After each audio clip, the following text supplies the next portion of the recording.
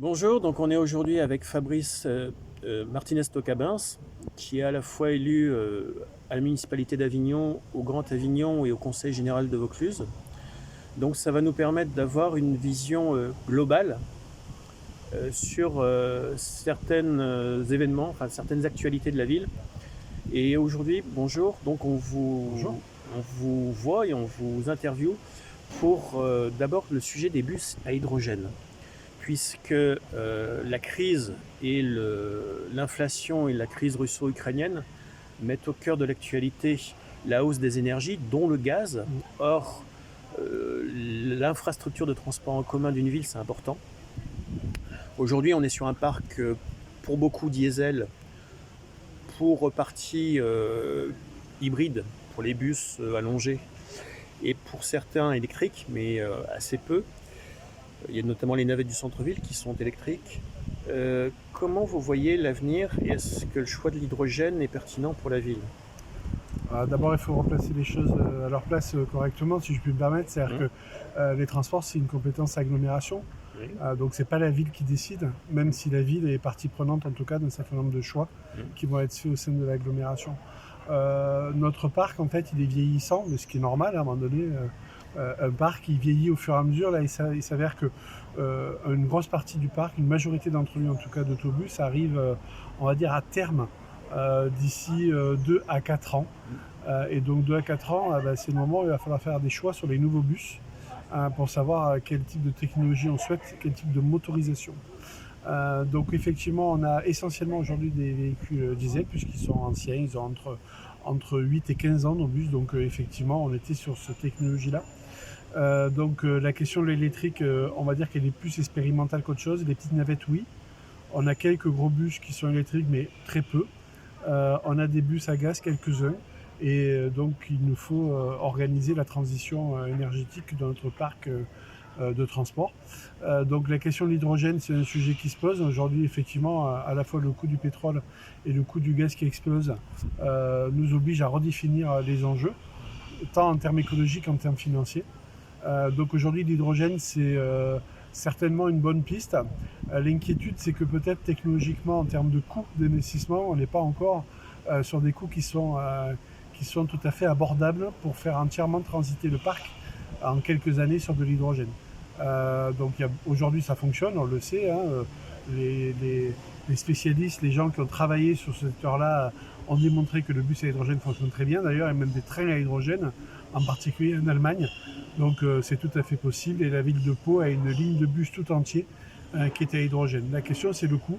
Le coût qui peut être à 40 à 60% supérieur au prix d'un achat d'un bus, on va dire, classique. Aujourd'hui, c'est compliqué pour des collectivités d'investir autant. Donc la question, ça va être certainement du mix énergétique, c'est-à-dire des bus électriques pour une part, des bus à gaz. Alors là, la question, c'est que jusqu'à où va monter le gaz. Il va falloir faire des choix. Est-ce qu'on en prend quelques-uns ou pas du tout. Certainement encore des bus à essence, malheureusement. Donc la question de l'hydrogène qui est au milieu. La question de savoir s'il y aura des aides européennes ou des aides d'État qui vont permettre aux collectivités finalement d'avoir un gain financier pour mieux amortir ces investissements pour avoir des bus propres.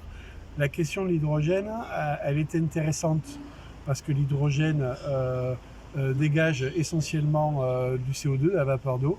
Donc ça, c'est en termes de pollution extrêmement intéressant, évidemment. Il n'en a pas moins qu'aujourd'hui, la production d'hydrogène n'est pas propre. Pour produire de l'hydrogène, soit on produit de l'hydrogène avec déjà soit des hydrocarbures, ce qui est quand même une très mauvaise idée et contradictoire, mais aussi on peut produire de l'hydrogène avec, par exemple, des déchets, comme on le fait par exemple à l'incinérateur de Vedène, où on est tout à fait capable de produire de l'hydrogène. Et donc là, on est sur du déchet, donc on serait sur de l'hydrogène vert. Alors est-ce que c'est suffisant pour l'ensemble d'un parc? Peut-être pas, c'est encore à analyser par les gens dont c'est le métier. Mais en tout cas, voilà une piste intéressante de ce qu'on appelle l'hydrogène vert et pas l'hydrogène gris qui, lui, ne nous intéresse absolument pas.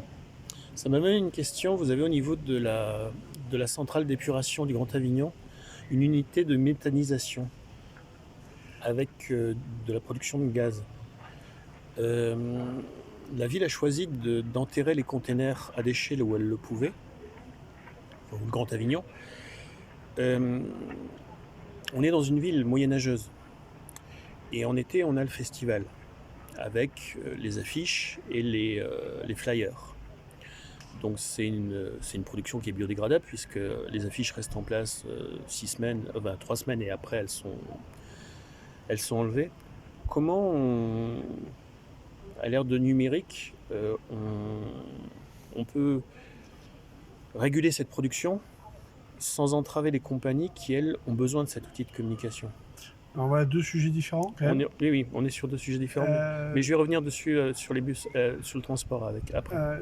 La question de l'usine de méthanisation, la méthanisation est faite exclusivement avec les bouts de la station d'épuration. Donc on est tout à fait sur autre chose, hein. Ça ne se fait pas que chez nous, mais chez nous, effectivement, on produit du gaz par méthanisation tout simplement. Donc la décomposition des bouts crée du gaz.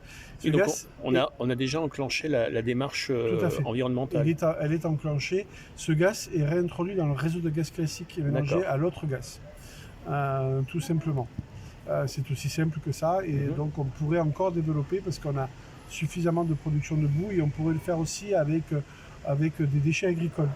Oui, donc on a de la marge. Donc on peut encore progresser sur ce type de déchets. Sur la question de l'affichage, qui est du coup un autre sujet. Vous avez parlé conteneurs enterrés. Alors, le conteneur enterré, c'est aussi une façon de concentrer, de gérer l'espace public. Oui. Si on enterre les conteneurs, c'est pour arriver d'avoir des conteneurs à roues dans les rues avec des conteneurs ou noirs ou verts. Certains repèrent donc ça limite les rotations de camions notamment. Ça peut limiter les rotations de camions, et dans un territoire où on est soumis au Mistral en particulier, ça évite que les poubelles non fermées s'envolent un peu partout, etc. Ça évite des désagréments. Donc ça évite des désagréments dans l'espace public, mais on ne peut pas mettre de conteneurs enterrés partout, parce que vous l'avez dit, on est dans une ville médiévale, on a des sous-sols un peu compliqués, parfois avec des éléments patrimoniaux souterrains qu'on ne peut pas toucher, soit avec des réseaux. Il y a des contraintes. Réseau d'eau, réseau d'électricité, réseau de fibre optique, enfin, où on ne peut pas malheureusement implanter là où on voudrait à chaque fois. Et là où c'était possible, ça a été fait. Là, partout où ça a été possible, ça a été fait. Donc il y a malheureusement encore des secteurs, en particulier dans le centre-ville, où il y a encore des conteneurs à roulettes, parce que malheureusement on n'a pas trouvé de solution, il n'y a pas de solution technique aujourd'hui appropriée. La question des affiches, alors là on est sur... D'abord on a réglementé la question de l'affichage en obligeant à ce que les supports soient entièrement recyclables. Oui. Pour éviter d'avoir des accroches en plastique qui les empêchent finalement d'être retraités. Parce que du coup, ce n'est pas les mêmes matières.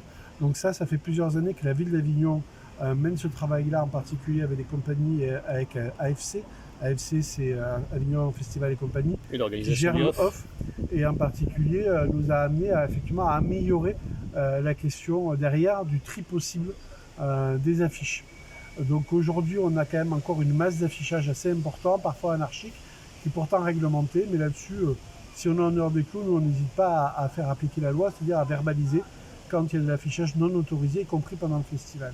Donc on retraite une majorité aujourd'hui de la ressource affichage, mais pas encore les flyers ou certains autres papiers qui sont liés au festival.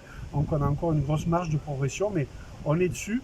Et vraiment en coopération avec le OFF, on progresse chaque année sur des objectifs et sur de nouveaux objectifs. Donc la question de peut-être moins d'affichage que certains posent avec la question de numérique, c'est un débat que nous avons à l'heure actuelle, mais il y a aussi une demande des populations à ce qu'on puisse garder aussi de l'affichage papier, qui fait partie aussi du paysage et de l'ambiance du festival. Donc on cherche plutôt un équilibre. Bon, merci, on se retrouve tout de suite pour d'autres questions.